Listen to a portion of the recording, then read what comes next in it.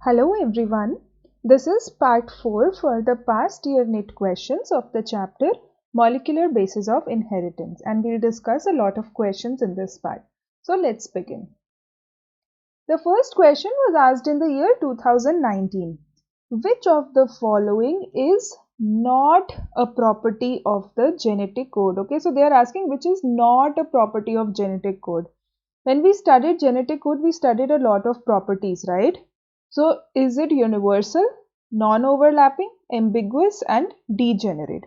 So we know that the genetic code is almost universal. So this is right. It is non-overlapping. So what does it mean? So what is a codon? A codon is a triplet, right? It is a triplet. So for example, let's say these are the nucleotides. So 3 of them will code for one codon. So non-overlapping means that one nucleotide will be part of only one codon. It will never happen that one codon is 1, 2, 3 and other will be 3, 4, 5. That will never happen. So it is non-overlapping. Okay, then we come to degeneracy. What is degeneracy? Some of the amino acids are coded by more than one codon. Okay, that is degeneracy. So ambiguous is not a property of the genetic code because genetic code is unambiguous. And what is unambiguous mean? Unambiguous mean that one codon codes for only one amino acid. One codon codes for only one amino acid. Okay, so there you have to know the difference, between unambiguous and degeneracy. Okay, so what is unambiguous nature? Unambiguous nature is that one codon codes for only one amino acid.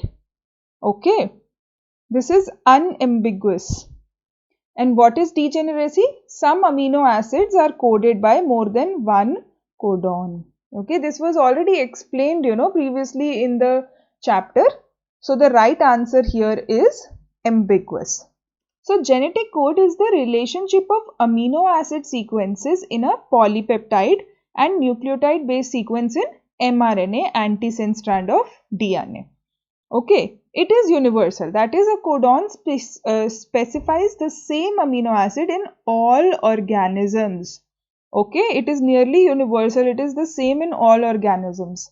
Non-overlapping, that is, adjacent codons are independent with no base being member of two codons. Okay, so 1, 2, 3 will code for one codon, 4, 5, 6 for never. It will never be overlapping. Degeneracy, that is, some amino acids are coded by more than one codon. Hence, the code is degenerate. And unambiguous, that is, one codon codes for only one amino acid. Okay, it is very important that you know all of these terms very well. So the right option here is C, ambiguous. Then there is this ABC kind of question. Okay, so DNA replication, then from DNA to mRNA, mRNA to protein, and who proposed this? So what is this process? DNA to mRNA and mRNA to protein. So this process was called as central dogma. Okay, then what is option B? mRNA to protein. This is translation. And then from DNA to mRNA is transcription. Okay, so then you find the right answer, which is A. So who proposed the central dogma? Francis Crick. It's always very important for you to know the name of the scientist, and that is how they will ask you in the examination. Okay. So it was proposed by Francis Crick, and then translation and transcription. In this question, A is Francis Crick, B is translation, C is transcription. Also remember, where they have asked A, B and C. Don't get confused between A, B and C. It is unidirectional flow of information, DNA to mRNA, transcription, and then decoding the information present in the mRNA in the formation of polypeptide chain or protein. And this process is called as translation. Okay, the central dogma. I think by now you all know what is the central dogma, and you should definitely know all these processes. And then the right answer is option A. It's a very simple question. Removal of RNA polymerase 3 from the nucleoplasm will affect the synthesis of. So, each of these RNAs are coded by different RNA polymerase. Okay. So, will it affect tRNA, hnRNA, mRNA or rRNA? So, what is the right answer here? The right answer here is tRNA. Okay. Because removal of RNA polymerase 3 from the nucleoplasm will affect the synthesis of tRNA. While RNA polymerase 1 forms the rRNA and RNA polymerase 2 forms the mRNA. So, you should always remember this, which are the rRNA formed by which RNA polymerase. So, for RNA polymerase 3, it is tRNA. For RNA polymerase 2, mRNA, and for RNA polymerase 1, rRNA. And we know functions of all of these, right? This is component of ribosomes, this is the messenger RNA, and this is tRNA that helps in the process of translation. So, the right answer is A, tRNA. Which one of the following is not a part of a transcription unit in DNA? Read the question very properly, okay? Which one of the following is not a part of the transcription unit in DNA? Inducer, terminator, promoter, structural gene. So, with this was the transcription unit, for example. There is a sequence here, there is a sequence here, and there is something here. So, this is what? This is the promoter, okay, where RNA polymerase will bind. This is the terminator, and then here is the structural gene. Okay. So, a transcription unit does not contain the inducer. It consists of promoter, structural gene and terminator. So, the right option here is option A. Removal of introns and joining of exons in a defined order during transcription is called. A very easy and direct question. You remember these were introns and they were then exons, introns, exons, introns, exons. And I am just doing this, for the purpose of explaining you that there are intervening sequences in between the expressed sequences that are exons. So, these intervening sequences must be removed so that the exons come together, and then this is the final mRNA transcript, okay, without any intron. So, what is the process of removal of these introns is called? Very direct question. Is it looping, is it inducing, is it slicing, or is it splicing? So, the right option is D, splicing. Don't get confused between slicing and splicing, okay. Removal of introns by spliceosome in hnRNA and joining of exons by DNA ligase in a defined order during transcription is called splicing, okay. So, the right answer is D, splicing, not slicing, not looping, not inducing, splicing. So, now you have to read the 4 statements and then they have asked you a question. So, try to read the question first so that you can do along with it. How many of the above statements are correct? And these are the very tricky questions, because they are just asking you how many of the above statements are correct. So, let's go through the statements one by one. In transcription, adenosine pairs with uracil. This is true, right? Because transcription is formation of mRNA from DNA, and in mRNA, uracil is present instead of thymine. So, A pairs with U. Regulation of lac operon by repressor is referred to as positive regulation. So, this is wrong. No, it is negative regulation. Okay. The human genome has approximately 50,000 genes. Is it right or wrong? It is wrong. Okay. A human genome has approximately 25,000 genes. Then hemophilia is a sex-linked recessive disease. Is it true? Yes, it is true. So, how many of the statements are true?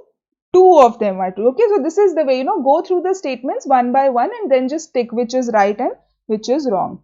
So, statement A and D is correct. Regulation of lac operon by repressor is referred to as negative regulation. In negative regulation, a repressor molecule binds to the operator of an operon and terminates transcription. Okay, you remember this process, right?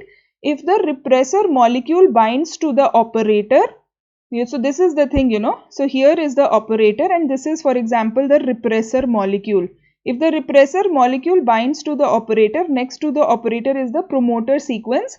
RNA polymerase cannot bind to the promoter and transcription does not take place. Okay. In positive regulation, an activator interacts with the RNA polymerase in the promoter region to initiate transcription. So the example of lac operon is very important, okay? And human genome contains some 20,000 to 25,000 genes. So the right answer is option A. Two statements are correct. Given below is a sample of a portion of DNA strand. What is so special shown in it? Okay, then they have given you two strands, G, A, A, T, C. So you just check if the things are correct. So G, C, A, T, A, T, T, A, T, A, C, G. So this is all fine. Okay. So now what are they asking? Let's see. Given below is a sample. What is so special about it shown here? Replication completed. No, because if replication is completed, they will show you two new DNA molecules. Okay. Deletion mutation. No, there is no kind of mutation. Start codon at the 5' end. We don't see an AUG, and anyways codons are present in mRNA. Okay. Not on DNA. So this is also correct, and the right option is palindromic sequence of base pairs. And if you also look at this sequence, it is a palindromic sequence. The sample of portion of DNA strand shown in the figure is a palindromic sequence of base pairs. Okay, so option D is the right answer. The one aspect which is not a salient feature of the genetic code is its being degenerate, ambiguous, universal, specific. So we just did, in the same part in the previous question we discussed this. So I think we don't need to spend much time on this. We all know that the right answer is B. Genetic code is non-ambiguous. There is no ambiguity for a particular codon. A particular codon will always code for the same amino acid wherever it is found. Okay, so you definitely have to remember this. What is non-ambiguous nature? What is degenerate nature? What is universal nature of the genetic code? Okay, so the right answer here is B. What is not true for the genetic code? It is nearly universal, it is degenerate, it is unambiguous. A codon in mRNA is read in a non-contagious fashion.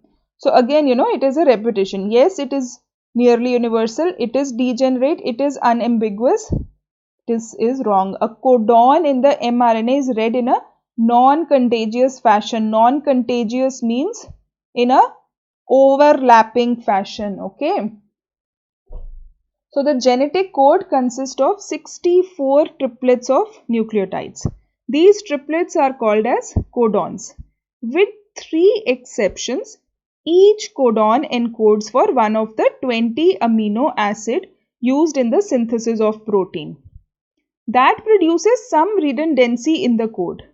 Most of the amino acids being encoded by more than one codon. The genetic code can be expressed as either RNA codons or DNA codons. So it is also important, where they have given you a solution, that you should go through this particular solution. Okay, so the right answer here is D. Removal of introns and joining the exons in a defined order in a transcription unit is called. You see, so these are recurring questions, So when you do these previous year questions, you know which are the recurring questions and then you remember them. Okay, so what is this process called? Is it tailing? Is it transformation? Is it capping or is it splicing? The answer is D, splicing. Okay, splicing is the removal of introns and joining the exons in a defined order in a transcription unit. In molecular biology, splicing is a modification of RNA after transcription in which introns are removed and exons are joined. Okay, so the first transcript that is formed from DNA is always called as pre-mRNA in case of eukaryotes, and then splicing takes place. Okay, introns are removed. Exons join together. And once exons join together, then only a proper mRNA transcript is formed, okay, and then it undergoes further modifications. There is a cap attached, there is a poly A tail attached, and all and so on and so forth, okay. So the right option is D, splicing.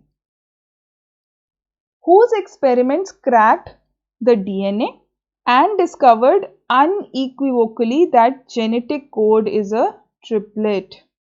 Okay, then again, constantly we discuss that the name of the scientist is so important because it is a direct question generally asked, okay. Always remember name of all the scientists at the end of the chapter, at the end of every chapter. So the right answer here is D, okay. Nirenberg and Mathai in 1961 experimentally proved that a single amino acid is determined by a sequence of 3 nitrogenous bases. The sequence of 3 nitrogenous bases determining a single amino acid is called as a triplet codon. So Nirenberg and Mathai experiments cracked the DNA and discovered unequivocally that a genetic code is a triplet. Okay, if you don't know this, just write it down on a sheet of paper now and remember this. Okay, so the right option is D. Which one of the following pairs of codon is correctly matched with their function or signal for the particular amino acid? So, for this you definitely need to remember the table. It is a bit hectic to do that, but if you can, just try to remember this because you see there are questions here. So, they are asking which of the following is correctly matched. Okay. So, this is GUU, GCU alanine, UAG, UGA stop, AUG, ACG start or methionine, UAA, UCA leucine. So, what is the right answer here? If you follow through the videos, you remember that there are 3 stop codons, UAG, UGA, UAA. Okay, so the right answer is option number B. So just try to remember these codons, at least try to remember the start and stop codons, if nothing else. But if you can, it will be really nice if you can remember all of them. So GCU here indicates alanine, but GUU indicates valine. Stop codons are UAG, UGA, UAA. AUG is the most common start codon which codes for methionine. UUA indicates leucine, but UCA indicates serine. So this is just, based on your memory. So if you can remember, you can really answer this question very well. So the right answer is option B. Polysome is formed by, we have seen this question, in the previous parts also. Polysome is formed by several ribosomes attached to a single mRNA, many ribosomes attached to a strand of endoplasmic reticulum, a ribosome with several subunits, ribosome attached to each other in a linear arrangement. So what is the right answer? What is polysome? Polysome is several ribosomes attached to a single mRNA. Okay. So polysomes, also known as polyribosome, is a complex formed by several ribosomes attached to a single mRNA molecule in the process of translation. Okay, we have discussed this previously also, so it's a recurring question. Okay, it's important. So the right option is A. Molecular basis of organ differentiation depends on the modulation in transcription by, is it by ribosome, is it by transcription factor, is it by anticodon, or is it by RNA polymerase? So molecular basis of organ differentiation. Okay, so differentiation of organ depends upon the modulation and transcription. So what can modulate transcription? Is it ribosome? Ribosome is for the process of translation. Is it transcription factor? Is it anticodon, or is it RNA polymerase? So the right option here is D, RNA polymerase. Okay, the process of formation of protein sequence from DNA strand is called as transcription, which requires RNA polymerase chain. So the process of formation of protein sequence from DNA strand is called as transcription. But what is the intermediate here?